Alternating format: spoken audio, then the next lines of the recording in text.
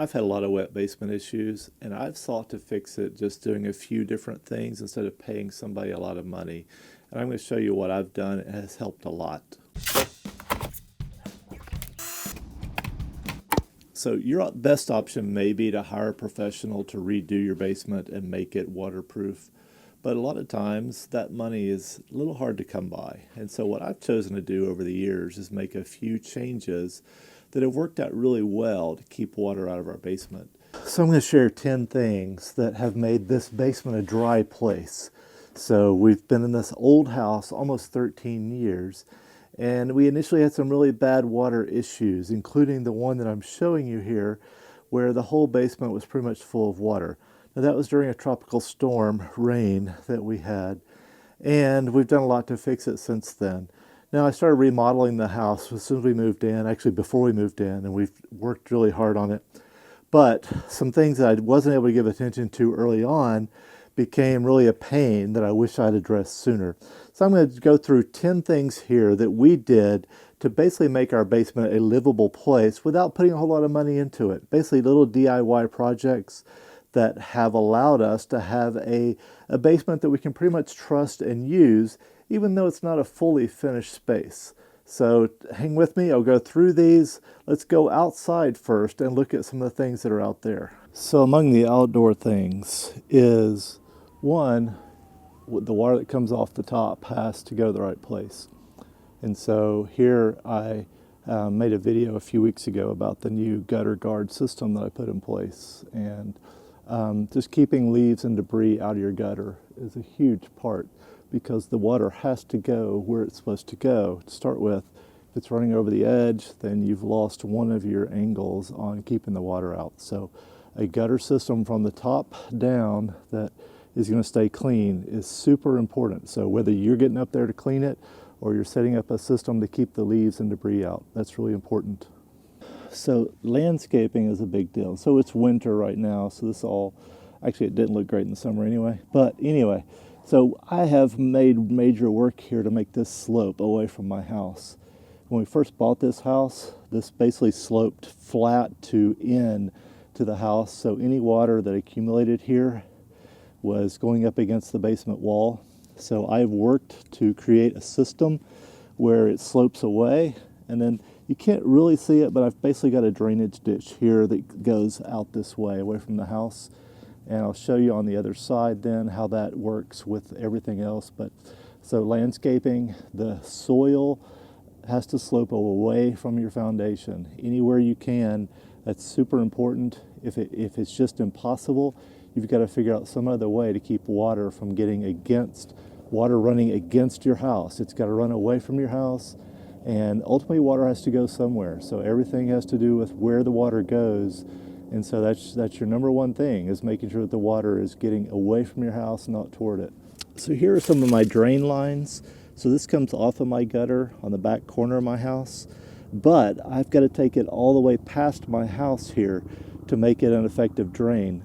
So I'm not just going to spill my water onto my neighbor's property. That's no good.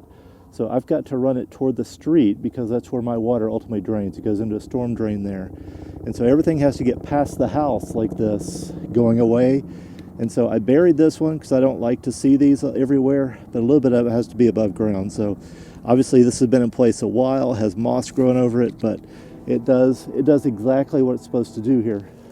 So the buried lines actually meet here, and then this is my point past the house where they come out. So again, water outside, if you can handle it before it has to deal with the inside, that's a great way to make sure everything's working. So that is my outdoor phase, has to do with all of these drains, gutters, and everything, getting the water away from the house and past the house, downhill toward the drain. So figuring out where the water's coming from is a big deal. And so on the outside, when it rains, you need to go out and explore a little bit and see where water is getting against your house. Maybe it's running over your gutters, maybe it's coming just the wrong way, maybe something's just not working. But that's where your plan's going to start, by being outside and seeing where water goes and where it needs to go. On the inside, you can investigate some things in terms of if water's coming through your basement walls Or in my case, the worst part was that it was coming up through a floor drain, which was part of a storm drain system. It's not a raw sewage thing, but that was one of the things I had to take care of. But you can also see here that you're going to probably find some evidence, if you look closely, even when it's dry, you're going to find evidence of where water may be coming in based on just some stains or other things that you can work on and fix. What do I mean by work on and fix? So let me show you two of the products, actually three of the products that I've used in my basement to help keep the water out. So this is a form of cement called hydraulic cement, and it's something you can mix up and put on your walls. And so depending on how old your house is will probably indicate how your basement walls are made. So with mine, these are old stone walls, and after this, then houses were made of cinder blocks, and then you get into the modern era of pouring concrete forms for the basement. But however they're made, or if it even goes older than this, unless you live in like a sod house, then this cement, you can push it into the walls and it will stop the water. Even when the water's leaking, provided it's not, spraying out, you can press this into spots on your wall and it will stop. So it's pretty easy cement to use. I'm really not a good cement person, but you can mix a little bit of this up and it's pretty foolproof in terms of putting on your walls. It's not going to look really nice, so that's the next thing that I will show you then. So I've used quite a bit of this in my basement also. So it's a form of paint that is supposed to seal up your walls. How well will it seal? It's impossible for me to fully gauge that, but it does help. And it's hard to put it on my basement walls because you can't really just use a roller, or if you do it with a brush, it's just a lot of work. This is thick stuff and you want it to be thick, but if you're going to use the hydraulic cement, this is a great thing to cover it up with then. Great white look for your basement walls, or if you're going to paint over it then. But this is something which does keep moisture out of your basement. It's not a permanent solution. It's not going to be the only thing, but it's something I've used and it's hard for me to gauge, but I think it does help. So if your basement has a drain, then you could get water back from that. And that has been one of the major issues for us. And so I have had a couple of these different stoppers here, and they basically prevent a backflow by when water comes backwards, it has a float which plugs the drain and prevents it from coming into your home. And so that's what I have here. And this one has worked, and I've done a complete video on it. I'll see if I can link to it somewhere here in this. So if you have a basement at all, then you either have or you need a dehumidifier. And buy a good one, buy a big one, and use it as needed, because that's for your overall health. You don't want moisture accumulating and making mold and mildew grow. So invest in a good dehumidifier that will last a long time. Do some research there. They're expensive, but buy a good one that will last a while. And buy one, if you have a way to drain it, buy one that will connect with a hose so you don't have to empty it to keep it running. So that's pretty important too.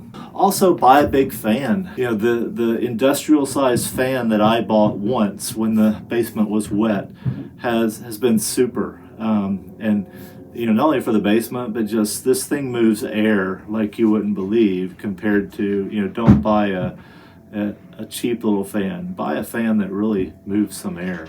Flooring is also important, especially a basement if it's going to be a livable space. Carpet's usually not a good idea in a basement anyway, but for us, the most economical and flexible option were these rubber padded tiles.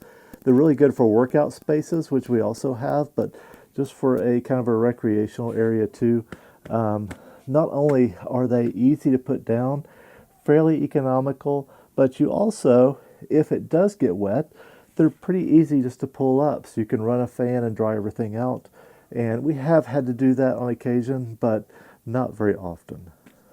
So those 10 are probably not going to be the absolute fix for any basement, but they've made our basement a much drier place that we can use a lot more, not worry about getting water in there. We do a lot of things in our basement, and and very rarely do we have any water problems now, and we've not had any serious water problems, even with a lot more rain than we got that day of the flood. So these have really helped me, and I think they'll help you too.